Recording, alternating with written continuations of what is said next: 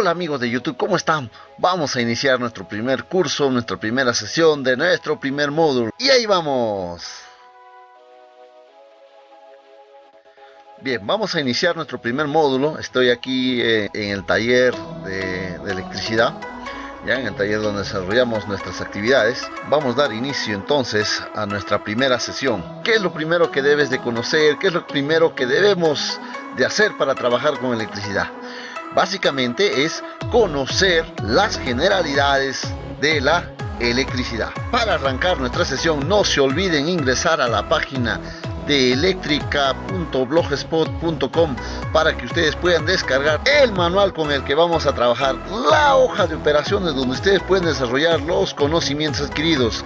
Vamos a la barra tipo visible, sesión número 1, le damos clic e inmediatamente nos va a enviar a el manual con el que vamos a trabajar el día de hoy. Bien, ahí está el manualcito. Ustedes pueden observar todo lo que vamos a conocer el día de hoy. Le damos clic en descarga para poder obtener el manual y nos va a remitir a Mega. Ahí está descargando. Listo, ok. Descargar e inmediatamente van a obtener ambos manuales, la hoja de información y la hoja de operaciones, donde pueden apuntar todas sus prácticas. Bien, una vez descargado, vamos entonces a arrancar nuestra primera sesión. El tema que vamos a tratar el día de hoy es conociendo las generalidades de la electricidad. Vamos a iniciar esta sesión respondiendo la siguiente pregunta.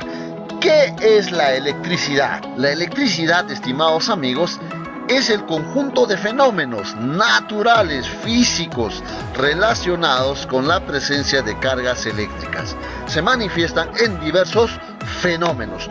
Un ejemplo, el rayo, la electricidad estática, ya, flujo de corriente. Vamos a este puntito de la electricidad estática. Cuando tú frotas tu chompa, ¿no? Se generan unas chispas, o frotas el cabello con tus manos, como que sientes algunas chispas. Seguramente lo han experimentado. Bien, entonces vamos a nuestro manual y lo vamos a acompañar con el siguiente texto. Es la energía, fluidos de electrones, ¿no? Recuerden que esto está de forma natural, que recorre a través de los conductores eléctricos. Entonces, ustedes, estimados amigos, para que puedan controlar, para que puedan trabajar con la electricidad, lo tenemos que llevar a través de conductores eléctricos. Y estos a su vez van a llegar a diversos elementos o accesorios eléctricos electrónicos. Muy bien, ya empezamos conociendo qué es la electricidad. ¿Y dónde encontramos la electricidad? Lo encontramos en todo lo que nos rodea, es decir, en toda la materia. En sus divisiones encontramos los electrones. Voy a explicar esto. Partimos la materia en varias partes, en varios pedazos. Luego se pasará a ser partículas. De las partículas llegarán a ser moléculas, átomos, y dentro del átomo tenemos pues protones, neutrones y electrones, de los cuales tenemos electrones libres y electrones fijos.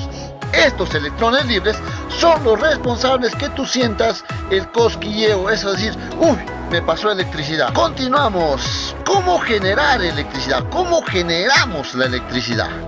Tenemos 6 formas de generar electricidad.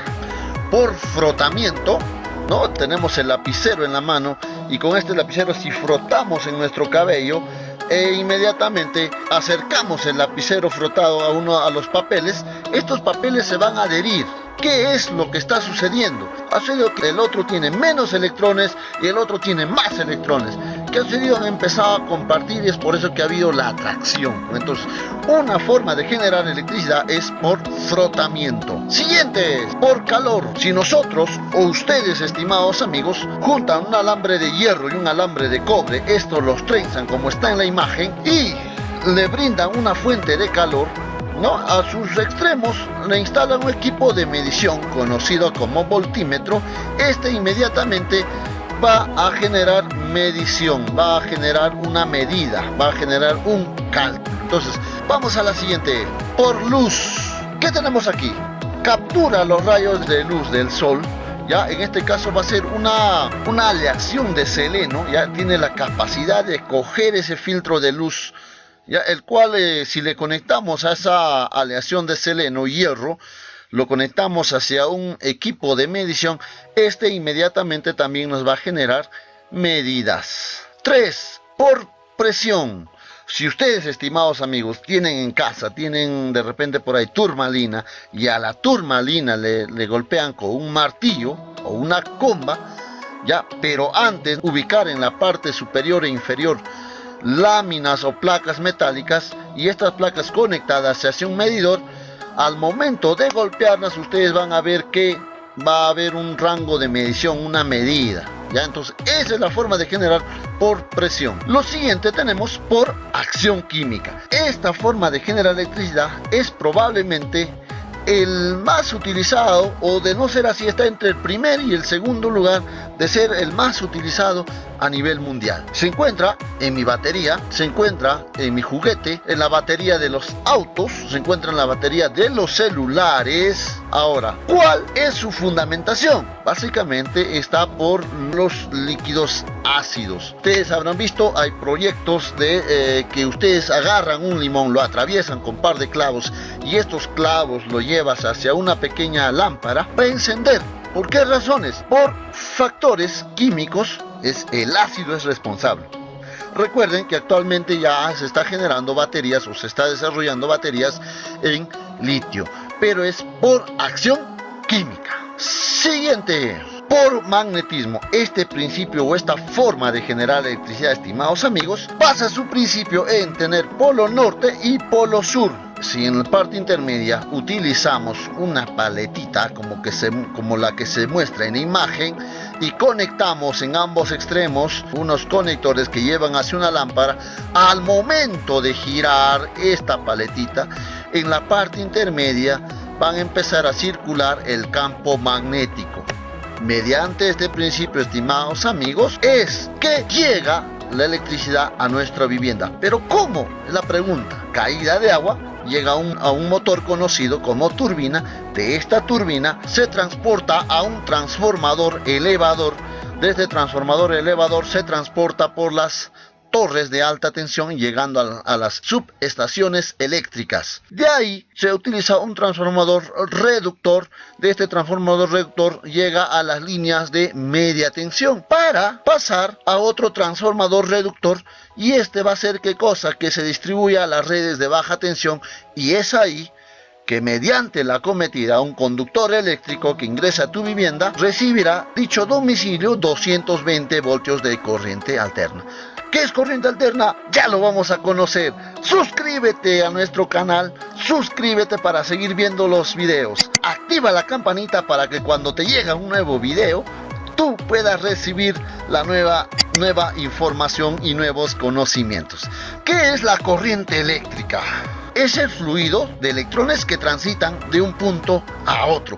Básicamente tienes que conocer eso, nada más. No te compliques con grandes cosas que nos presentan algunos textos, libros. Simplemente decimos corriente eléctrica, fluido de electrones que transitan de un punto a otro. ¿Existen tipos de corriente eléctrica? Por supuesto que sí. Tenemos la corriente alterna. Alterna, ¿por qué? Recuerden esto, toda corriente eléctrica tiene polaridad. Entonces, corriente alterna, estimados amigos, están alternando. Un momento, la línea por este conductor viajará positivo, y en otro momento se volverá negativo. Está alternando, está cambiando. Y la otra línea que le acompaña también, o sea, en un momento se hace positivo y un momento se hace negativo. Es gracias a esta capacidad que este tipo de corriente eléctrica viaja a mayores distancias. Es por eso que nosotros podemos utilizar en nuestras viviendas la corriente eléctrica. La abreviatura de la corriente alterna es CA o AC, ya es corriente alterna, ¿de acuerdo? En símbolos es una onda senoidal, como la que muestra en nuestra imagen, ¿no? La que estoy resaltando. Listo, ese símbolo, si ustedes encuentran este símbolo en un equipo de medición, te está manifestando que vas a medir corriente alterna, descubierto por nuestro amigo Nikola Tesla. Entonces, estimados amigos, corriente alterna tiene polaridad, pero no está definido. ¿Por qué? Porque en un momento se vuelve positivo y otro momento se vuelve negativo. ¿De acuerdo? Muy bien, vamos a conocer la siguiente corriente eléctrica. Corriente continua. Corriente continua, denominado así porque la polaridad está definida. Positivo siempre va a ser positivo y negativo siempre va a ser negativo. ¿Dónde encontramos corriente continua? En las baterías de los coches, autos, en las baterías de tu celular, en las baterías de tus juguetes, en las baterías de relojes. Recuerden, corriente continua se encuentra definida. Positivo siempre va a ser positivo y negativo siempre va a ser negativo. En la corriente continua, estimados amigos, las siglas son CC o CD, conocida también como corriente directa. O sea, CC es igual a decir CD. No hay ningún problema. Su simbología de la corriente continua es una línea continua y en la parte inferior ustedes van a encontrar 3 puntitos o 3 líneas discontinuas. 1, 2 y 3.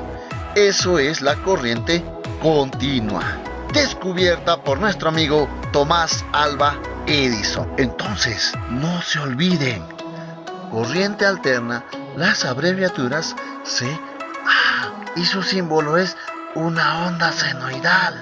En cambio, corriente continua, las siglas que utiliza es CC o CD y en símbolos tiene una línea continua y debajo lleva una línea discontinua.